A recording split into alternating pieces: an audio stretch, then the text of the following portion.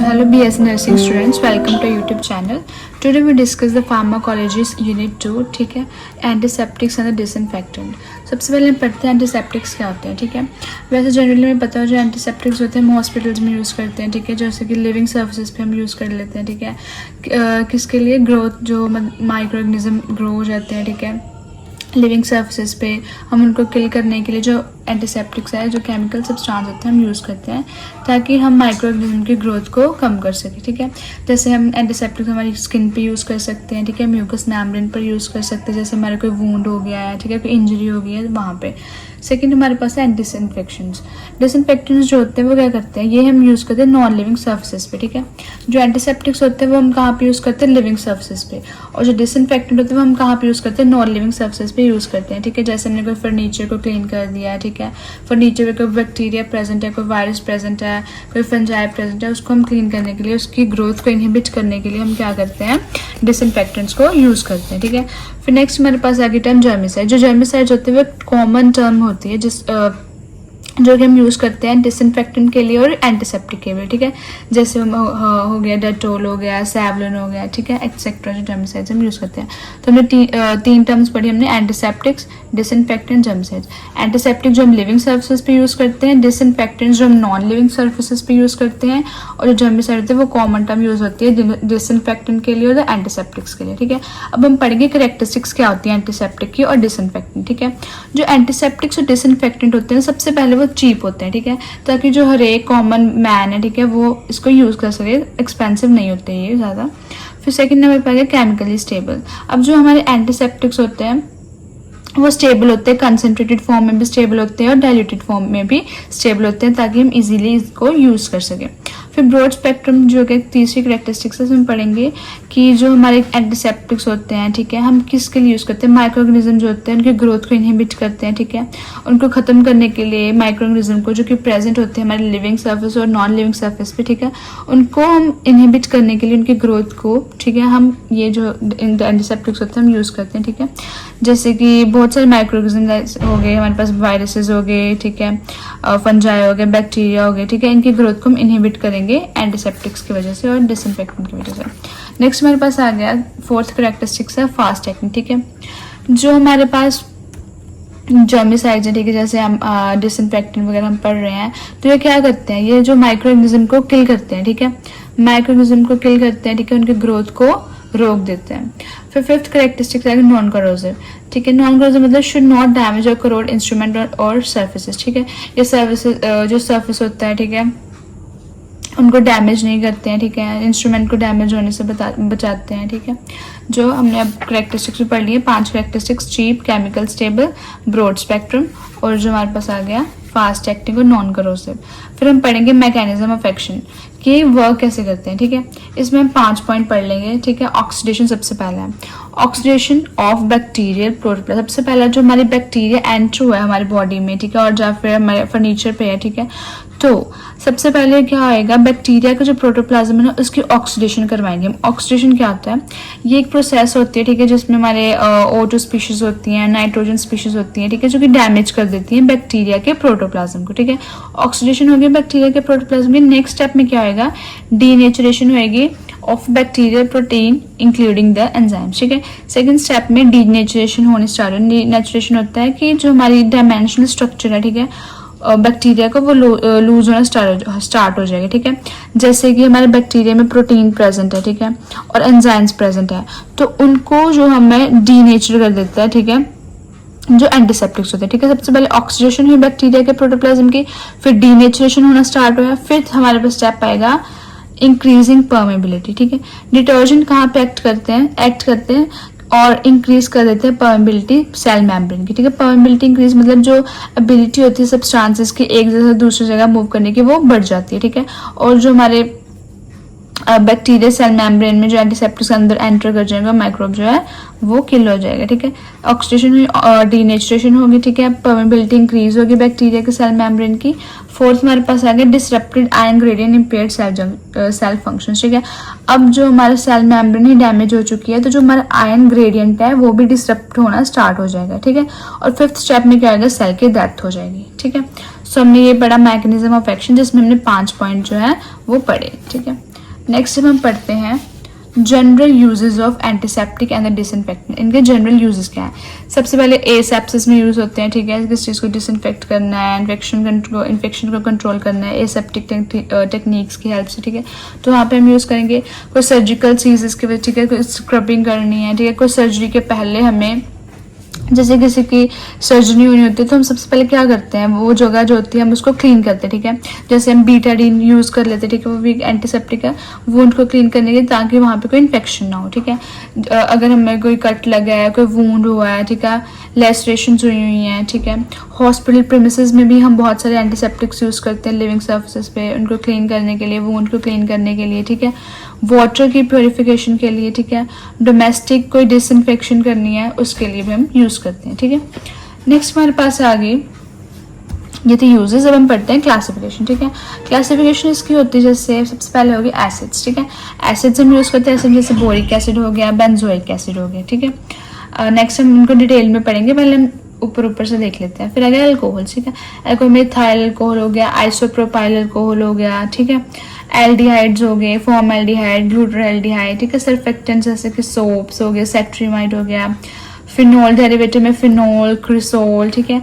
Halogen, iodine, chlorine, oxidising agent जैसे hydrogen peroxide, dyes में हो गए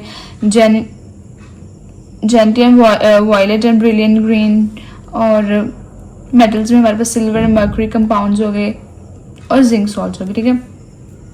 आप इसका निमोनिक भी इजिली बना सकते हैं, ठीक है, कोई भी, ठीक है। यहाँ पे क्यूब करके आप याद कर सकते हैं, ठीक है, और बाकी के भी इजी हैं, ठीक है, तो आप इजीली इनको लर्न कर सकते हैं नेम उनके। फिर आगे फैक्टर्स जो कि इफेक्ट करते हैं हमारे एक्टिविटी ऑफ जेमिसाइडल्स के, ठीक है। सबसे पहले कौन से फैक्टर्स जो इफेक्ट करते हैं? सबसे पहले आगे कंसंट्रेशन ऑफ ड्रग। अब जो ड्रग हम यूज़ करते हैं, ठीक है, उसकी कंसंट्रेशन कितनी है, ठीक है, उसका कितना इफेक्ट पड़ रहा है, ठीक है, कंसंट्रेशन चेक करेंगे ड्रग की। सेकंड नंबर पढ़ेंगे कि ड्यूरेशन ऑफ कॉन्टैक्ट, कितनी देर तक वो जो चीज़ है, बैक्टीरिया है, वो सरफेस में कितनी देर तक कॉन्टैक्ट में रहा है, जहाँ पे कोई एंटीसेप्टिक है वो बैक्टीरिया के कॉन्टैक्ट में कितनी देर रहा है, ठीक है। फिर आएगा ससेप्टेबिलिटी ऑफ ऑर्गेनिज्म, ठीक है। Spores and virus are resistant to many antiseptic. अब जब हमें पता है जो वायरस होते हैं वो इजीली किल नहीं होते हैं, ठीक है। वायरसेस जो होते हैं वो कैसे किल होते हैं? जो कई वायरसेस होते हैं वो रेजिस्ट करते हैं, ठीक है, एंटीसेप्टिक के इफेक्ट को, वो इजीली किल नहीं होते, कई स्पोर्स भी नहीं होते, ठीक है। जैसे बैक्टीरिया वगैरह इजीली किल हो जाते हैं, but viruses are very hard to kill, ठीक है, ये रेजिस्टेंट हो जाते हैं कई एंटीसेप्टिक के लिए। फिर अगर टेम्परेचर, अगर टेम्परेचर बढ़ेगा एंटीसेप्टिक की एक्टिविटी भी इंक्रीज होएगी, ठीक है। सो 4 फैक्टर्स पे डिपेंड करते हैं। Factors that influence the activity of germicide, कौन से फैक्टर्स हैं? ड्रग की कंसंट्रेशन पे डिपेंड करेगा, ड्यूरेशन ऑफ कॉन्टैक्ट पे, susceptibility of organism and temperature पे, जो हमारा वो फैक्टर्स अफेक्ट करेंगे। फिर आ गया हमारे पास एसिड्स, ठीक है। इस वीडियो में हम एसिड्स पढ़ लेंगे, अल्कोहल और एल्डिहाइड पढ़ेंगे, ठीक है। अब हम स्टार्ट करते हैं एसिड्स, ठीक है। जो एसिड्स होते हैं, जैसे अब सबसे पहले हम पढ़ते हैं बोरिक एसिड। जो बोरिक एसिड होता है इसको हम हाइड्रोजन बोरेट भी कहते हैं, ठीक है, इसका अलग नेम है हाइड्रोजन बोरेट, ठीक है। फिर ये एक मोनोबेसिक लुईस एसिड है, ठीक है, वीक मोनोबेसिक लुईस एसिड है। इसका फॉर्मूला केमिकली कौन सा होता है? H3BO3, ठीक है। कौन सा होता है? H3BO3। फिर यूज इन इंडस्ट्रियल प्रोसेसेस, ठीक है, ये इंडस्ट्रियल उसके केसेस में यूज होता है, ठीक है। मैंने कुछ चीज मैन्युफैक्चर करनी है उसमें यूज होएगा, ठीक है, इंडस्ट्री में। और इसमें 3 कंपाउंड्स होते हैं, ठीक है, बोरोन, ऑक्सीजन, हाइड्रोजन। इसमें दिख रहा है फॉर्मूले में, ये है हमारे पास हाइड्रोजन, ठीक है, बोरोन हो गया, ठीक है, और हो गया हमारे पास ऑक्सीजन। 3 कंपाउंड्स हमें मिल रहे हैं। Next we discuss the mechanism of the action of boric acid, ठीक है। सो जो बोरिक एसिड होता है उसका मैकेनिज्म ऑफ एक्शन पढ़ेंगे। जो बोरिक एसिड होता है वो हमारे पास वीक बैक्टीरियोटिक एंड फंजस्टेटिक एक्टिविटी जो परफॉर्म करता है, ठीक है। और जो बोरिक एसिड होता है वो क्या करता है? बायोफिल्म फॉर्मेशन को इनहिबिट करता है। बायोफिल्म फॉर्मेशन का मतलब क्या होता है? एक साइक्लिक प्रोसेस है जिसमें जो हमारे माइक्रो ऑर्गेनिज्म होते हैं ना, वो सराउंडिंग से अटैच होकर माइक्रो कॉलोनीज बना देते हैं, ठीक है। और जो माइक्रो बोरिक एसिड होता है वो इस माइक्रो कॉलोनीज को क्या करता है? इनहिबिट करता है, ठीक है, उनको ग्रो नहीं करने देता, ठीक है, माइक्रोब्स को। फिर रूट ऑफ एलिमिनेशन में क्या करता है? जो बोरिक एसिड होता है वो रीनल एक्सक्रीशन में हेल्प करता है, ठीक है। एक्सक्रीशन कैसे करता है? स्वेट के थ्रू, सलाइवा के थ्रू और फीसिस के थ्रू जो एक्सक्रीशन वो परफॉर्म करता है। डोज में क्या करता है? वजाइनल बोरिक एसिड जो होता है वो उसमें हम एक सपोजिटरी जो है वो इंसर्ट करते हैं वजाइना में, ठीक है, 1 दिन में 1, ठीक है। इससे क्या होगा, जो हमारा वजाइनल यीस्ट इन्फेक्शन है उसको हम रिड्यूस कर सकते हैं, ठीक है। जो बोरिक एसिड होता है वो हमारे वजाइनल इन्फेक्शन को ट्रीट करने में भी हेल्प करता है, उसके एक सपोजिटरी एक दिन में। फिर इंडिकेशन और हम कहाँ कहाँ पे दे सकते हैं, ब्लैडर में दे सकते हैं, ठीक है। कैसे, preservative effect on urine sample prevent bacterial growth, ठीक है। जैसे हमने कोई यूरिन का सैंपल रखा है, ठीक है, उसमें हम बोरिक एसिड यूज कर सकते हैं उसको प्रिजर्व करने के लिए, ठीक है। आइस की इरिगेशन करने में हेल्प करता है, वजाइनल फंगल इन्फेक्शन में हेल्प करता है, ठीक है। कोई लार्ज वुंड हुआ तो उसको ट्रीट करने में हेल्प करता है। कॉन्ट्राइंडिकेशन किसको नहीं देना चाहिए, not recommended in fans. In fans को हम प्रिवेंट करेंगे बोरिक एसिड का जो यूसेज होता है। नेक्स्ट हमारे पास साइड इफेक्ट्स भी होते हैं, ठीक है, बोरिक एसिड के। सबसे पहले तो वॉमिटिंग, ठीक है, ज़्यादा यूज से वॉमिटिंग आ सकती है, एब्डोमिनल पेन हो सकता है। वॉमिटिंग को हम हेमाटोमेसिस भी कहते हैं, ठीक है। डायरिया हो सकता है, विजुअल डिस्टर्बेंसेस हो सकते हैं, किडनी डैमेज, ठीक है। हेमाटोमेसिस का मतलब होता है कि वॉमिटिंग में ब्लड आना है, ठीक है। 5 इसके साइड इफेक्ट्स याद कर सकते हैं। मीजल्स जो होते हैं, वॉमिटिंग होगी, पेन हो गया, डायरिया हो गया, डिस्टर्बेंस होगी विजुअल, ठीक है। किडनी डैमेज होने के चांसेस हो सकते हैं। फिर हमने पहले पढ़ा बोरिक एसिड, हम पढ़ते हैं बेंजोइक एसिड, ठीक है। जो बेंजोइक एसिड होता है वो anti bacterial anti fungal agent होता है, ठीक है। फिर इसमें मैकेनिज्म ऑफ एक्शन में ये क्या करता है, जो हमारे बैक्टीरियल इन्फेक्शन है उसको प्रिवेंट करेगा, ठीक है। ये जो होता है वो रिंग वॉर्म और एथलीट फुट जैसी कोई डिसीज होती है उनको प्रिवेंट करने में, उनको ट्रीट करने में हेल्प करेगा, ठीक है। और कहाँ कहाँ पे हम यूज़ कर सकते हैं इसको, प्रिजर्वेटिव की तरह हम यूज़ कर सकते हैं, ठीक है। कोई सैंपल रखा है, ठीक है, फंगल डिसीज के लिए, ठीक है, जैसे एथलीट फुट हो गया, वहाँ पे हम यूज़ कर सकते हैं। साइड इफेक्ट्स इसके क्या हैं, ये बर्निंग सेंसेशंस को जाता है, ठीक है, स्किन इरिटेशन भी कॉज कर सकता है और वार्म भी कॉज कर सकता है। कॉन्ट्रा इंडिकेशन में क्या आएगी, एलर्जिक जो है, एलर्जी वगैरह जो हमारी बॉडी में वो कर सकता है, ठीक है। नेक्स्ट हमारे पास है अल्कोहल। पहले हमने पढ़ा एसिड्स, हम पढ़ते हैं अल्कोहल। जो अल्कोहल होते हैं वो रैपिडली एक्ट करते हैं, ठीक है। ये वेजिटेटिव बैक्टीरिया को किल करते हैं, माइक्रोबैक्टीरियम ट्यूबरकुलोसिस को किल कर सकते हैं, और बहुत सारे फंजाई वायरसेस जो होते हैं उनको किल करने में हेल्प करते हैं।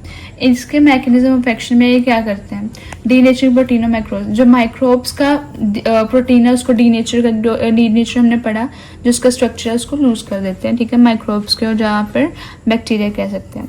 जो 70% इथाइल अल्कोहल होता है वो ज़्यादा एफिकेसी शो करता है, ज़्यादा मतलब इफेक्टिव होता है एज कम्पेयर टू 100% अल्कोहल, ठीक है। जो इथाइल अल्कोहल होता है वो ज़्यादा इफेक्टिव होता है as compare to single alcohol uses. फिर आगे इंडिकेशन कहाँ कहाँ पे हम यूज़ कर सकते हैं, अगर हमें कोई इन्फेक्शन हुई है, ठीक है, उससे पहले हम स्किन को क्लीन कर सकते हैं उसकी हेल्थ से, ठीक है, कोई सर्जरी के पहले, ठीक है। बैड सोर्स को ट्रीट करने के लिए, ठीक है, थर्मामीटर को डिसइंफेक्ट करने के लिए, स्टेराइज करने के लिए स्किन को, ठीक है, वहाँ पे हम इसको यूज़ कर सकते हैं। इसके इंडिकेशन कहाँ का, इन्फेक्शन के दौरान, ठीक है, बैड सोर्स हुए हैं, थर्मामीटर को डिसइंफेक्ट करना है, ठीक है। कॉन्ट्रा इंडिकेशन कहाँ पे यूज़ नहीं करना है, को एडमिनिस्ट्रेशन विद अल्कोहल और sedative hypotension contraindicated because of serious depression, ठीक है। जैसे हम दो चीज़ों को मिक्स कॉम्बिनेशन दे देते हैं, ठीक है, जैसे हमने को एडमिनिस्ट्रेशन कर दी, ठीक है, अल्कोहल की और हाइपोटोनिक्स की, ठीक है, उसको हम प्रिवेंट करें क्योंकि इससे क्या आएगा, डिप्रेशन हो सकता है, ठीक है। सो साइड इफेक्ट्स इसके सेम आ सकते हैं, नोजिया, वॉमिटिंग और ब्रेड स्किन कलरेशन हो सकती है इसमें। इसके एडवांटेजेस भी और डिसएडवांटेजेस भी। एडवांटेजेस में क्या है, ये कॉमनली हम यूज़ करते हैं, ठीक है, अल्कोहल, और ये इफेक्टिव होते हैं बैक्टीरिया के अगेंस्ट, ठीक है। डिसएडवांटेज में हम क्या पढ़ते हैं, जो ये स्पोर्स को किल नहीं कर सकता, पुअरली एक्टिव होता है, उनको किल करने के लिए वायरसेस को किल नहीं कर सकता इजीली, ठीक है।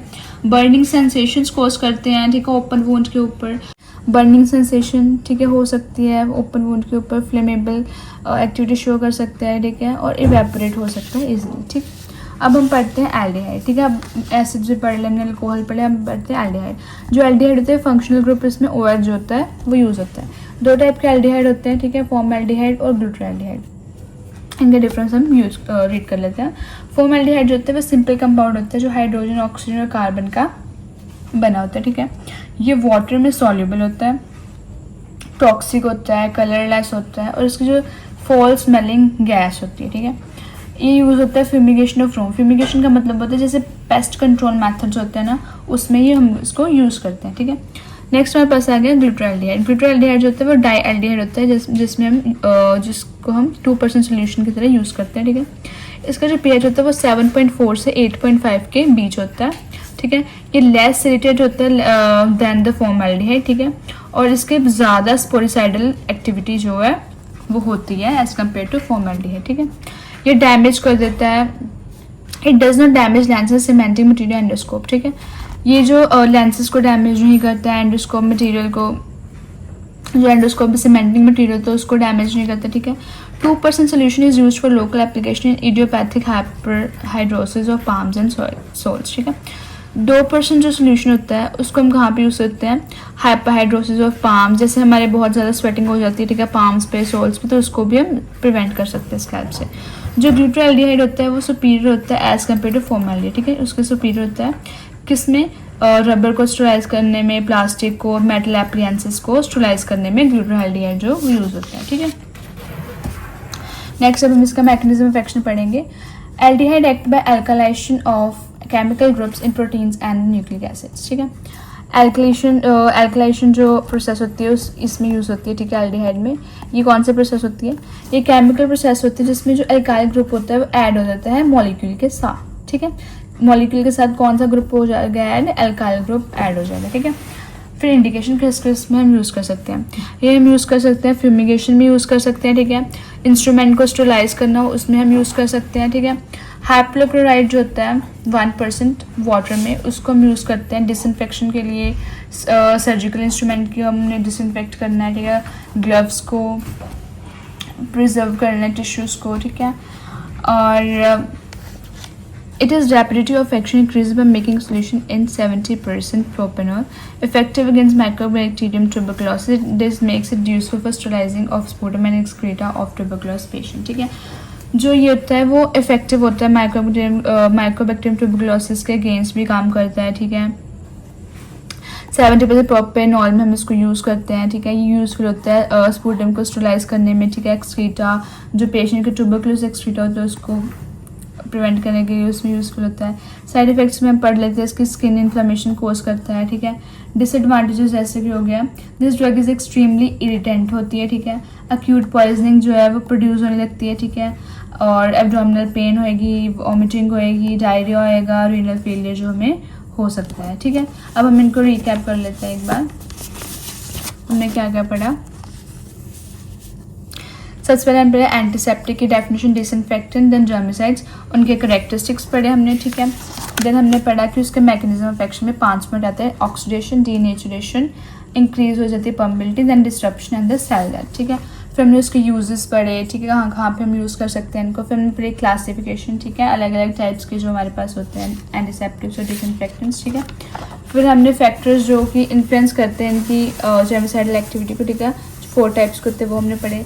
फिर हमने इस वीडियो में एसिड्स पढ़े, ठीक है, जिसमें हमने बड़ा बोरिक एसिड, ठीक है, उसका mechanism of action, route of elimination, dose, ठीक है। फिर हमने पढ़ा उनके साइड इफ़ेक्ट्स, फिर हमने पढ़ा बेंजोइक एसिड, ठीक है। एसिड्स को पढ़ने के बाद हमने पढ़ा अल्कोहल, ठीक है। अल्कोहल में हमने देखा उसके मैकेनिज्म ऑफ एक्शन, कहाँ कहाँ पे हम यूज़ करेंगे, साइड इफ़ेक्ट्स, एडवांटेजेस, डिसइंफेक्टेंट्स, ठीक है। फिर एल्डिहाइड्स, फॉर्मेल्डिहाइड और ब्यूटाल्डिहाइड में डिफरेंस हम पढ़ सकते हैं, ये भी आ सकता है, ठीक है, एग्जाम में।